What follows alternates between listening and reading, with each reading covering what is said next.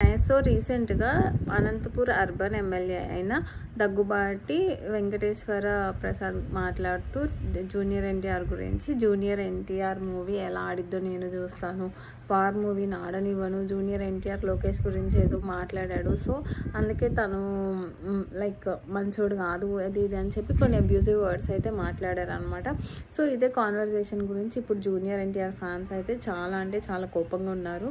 ఇక్కడ main reason ఏంటి అంటే జూనియర్ ఎన్టీఆర్ ఫ్యాన్స్లో కూడా చాలామంది టీడీపీలోనే ఉంటారు. సో టీడీపీలో ఉన్న వాళ్ళు కూడా ఈ మాటలకైతే చాలా హట్ అయ్యారనమాట. ఎందుకు అనవసరంగా ఇలాంటి ఒక కాంట్రవర్సీ మీరు క్రియేట్ చేశారు, అనవలసిన అవసరం ఏంటి అని. యాక్చువల్గా జూనియర్ ఎన్టీఆర్ లోకేష్ని అన్నారు, సో అందుకే కోపం వచ్చి అన్నాను అని ఆ వాయిస్లో రికార్డింగ్లోనే ఉందన్నమాట. ఆ వాయిస్ రికార్డింగ్లో ఉన్నా కానీ ఏమన్నాడు జూనియర్ ఎన్టీఆర్ లోకేష్ని అన్నది అయితే బయటికి రాలేదు. ఎందుకనంటే అదేదో లోపల జరిగిన థింగ్ అనమాట. అండ్ అన్నాడో లేదో కూడా మనకు క్లారిటీ లేదు. బట్ ఏదైతే ఎమ్మెల్యే కాన్వర్జేషన్ ఉందో అదైతే బయటకు వచ్చింది. అండ్ ఆ వీడియో లీక్ అయిన తర్వాత ఎమ్మెల్యే ఇది నాకు సంబంధం లేని వాయిస్ అన్నాడు, తర్వాత ఏమో సారీ చెప్పాడనమాట. సో దీని మీద ఎన్టీఆర్ ఫ్యాన్స్ అయితే చాలా కోపంగా ఉన్నారు. బయటకు వచ్చి అందరి ముందు సారీ చెప్పాలి అలా అని చెప్పి వీడియో రిలీజ్ చేస్తే అయితే మాకొద్దు అని చెప్తున్నారు అనమాట. సో ఈ సినారియో అంతా చూసిన తర్వాత నాకేమనిపించిందంటే ఏ రీజన్ అయినా ఉండనియండి, ఎలాంటి ఇష్యూ అయినా ఉండనియండి, అసలుకి మనం మాటలు అనేది జారొద్దు. అది ఫ్రెండ్స్తో అయినా లేకపోతే అసెంబ్లీలో అయినా పబ్లిక్లో ఉన్న మెయిన్గా ఎవరైతే పబ్లిక్లో ఉన్నారో ఈ పబ్లిక్ రిప్రజెంటేటివ్స్ ఉన్నారో వీళ్ళు ఎవరైతే నోరు జారుతారో డెఫినెట్గా వాళ్ళ వల్ల పార్టీస్కి కూడా నష్టం. మీరు ఆల్రెడీ వైసీపీ కనుక గమనిస్తే అలాగే జరిగింది.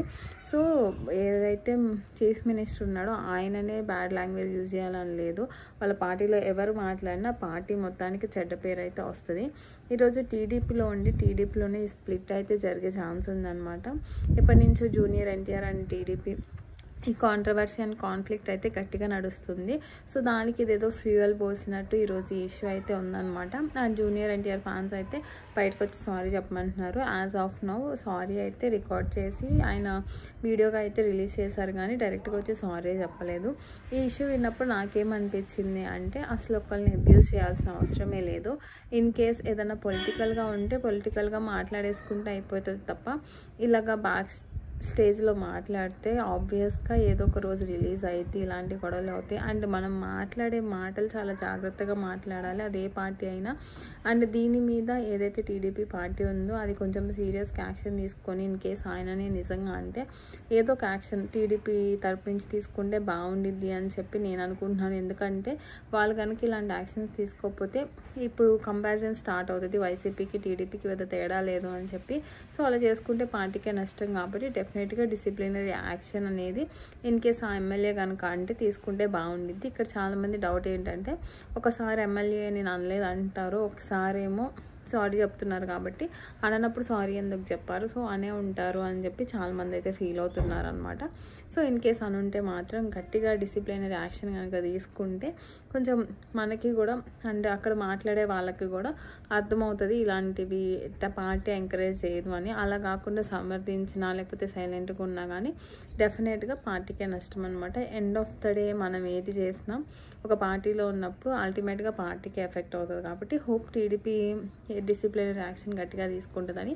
అండ్ చూడాలి ముందు ఈ ఇష్యూ ఎలా వెళ్తుందో. నాకైతే అలాంటి వర్డ్స్ మాట్లాడడము ఎంకరేజ్ చేయడం అయితే నచ్చదు. ఏదైనా పాజిటివ్ వేలో ఎక్స్ప్రెస్ చేసుకోవాలి. అండ్ ఇష్యూ లేని చోట ఇష్యూలు క్రియేట్ చేయడం అనేది కూడా అనవసరం అనమాట. ఈరోజు అనవసరంగా ఒక మూవీ కాస్త పొలిటికల్గా డైవర్ట్ అయింది. సో ఇలాంటి అనవసరమైన కాంట్రవర్సీస్ క్రియేట్ చేయడం ఎవరమైనా మంచిది కాదు అనేది నా ఒపీనియన్ అనమాట. అది ఒక పబ్లిక్ రిప్రజెంటేటివ్స్ ఉన్నప్పుడు చాలా జాగ్రత్తగా మాట్లాడాలి. మనమే ఎంతో ఆచితూచి మాట్లాడుతున్నప్పుడు ఎంతోమంది ముందుకు వచ్చి మాట్లాడే రిప్రజెంటేటివ్స్ ఇంకా ఎంత బాగా మాట్లాడాలి అని ఆలోచించుకొని వాళ్ళు మాట్లాడితే బాగుంటుంది, అది ఏ పార్టీ వాళ్ళన్నా. బికాజ్ మనం ఆల్రెడీ చూసాము మాటలు సరిగ్గా లేక ఒక పార్టీ ఎంతలాగా లూజ్ అయిందో. సో ప్రతి పార్టీ నేర్చుకోవాలన్నమాట. అండ్ హోప్ ఇలాంటివి మళ్ళీ రిపీట్ అవ్వవు అని చెప్పి.